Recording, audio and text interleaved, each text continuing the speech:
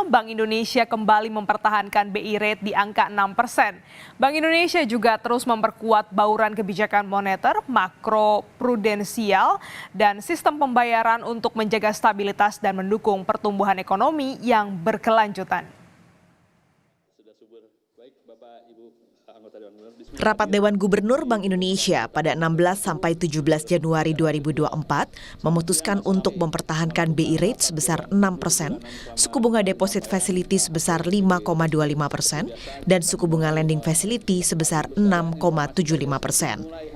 Keputusan mempertahankan BI rate pada level 6% tetap konsisten dengan fokus kebijakan moneter yang pro-stability, yaitu untuk penguatan stabilisasi nilai tukar rupiah serta langkah preemptif dan forward-looking untuk memastikan inflasi tetap terkendali dalam kisaran 2,5 plus minus 1% pada 2024. Sementara itu, kebijakan makro prudensial dan sistem pembayaran tetap pro growth untuk mendukung pertumbuhan ekonomi yang berkelanjutan.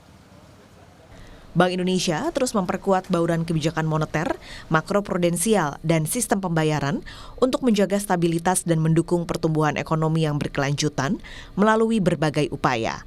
Pertama, stabilisasi nilai tukar rupiah melalui intervensi di pasar falas pada transaksi spot, domestic non-deliverable forward, dan surat berharga negara di pasar sekunder. Kedua, penguatan strategi operasi moneter yang pro-market untuk efektivitas kebijakan moneter, termasuk optimalisasi sekuritas rupiah Bank Indonesia, sekuritas falas Bank Indonesia, dan sukuk falas Bank Indonesia. Ketiga, penguatan kebijakan transparansi suku bunga dasar kredit dengan fokus pada suku bunga kredit per sektor ekonomi. Keempat, akselerasi digitalisasi sistem pembayaran dan perluasan kerjasama antar negara guna mendorong inklusi ekonomi keuangan dan memperluas ekonomi keuangan digital.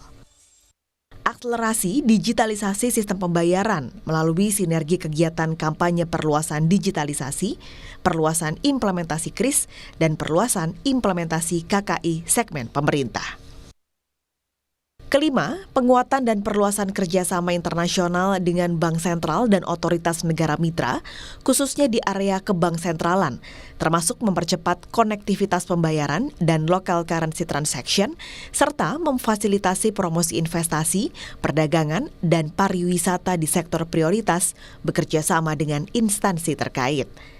Bank Indonesia juga terus meningkatkan dan memperkuat koordinasi dengan pemerintah pusat, pemerintah daerah, dan mitra strategis, termasuk program Gerakan Nasional Pengendalian Inflasi Pangan di berbagai daerah, dalam Tim Pengendalian Inflasi Pusat dan Daerah, serta percepatan dan perluasan digitalisasi transaksi pemerintah pusat dan daerah.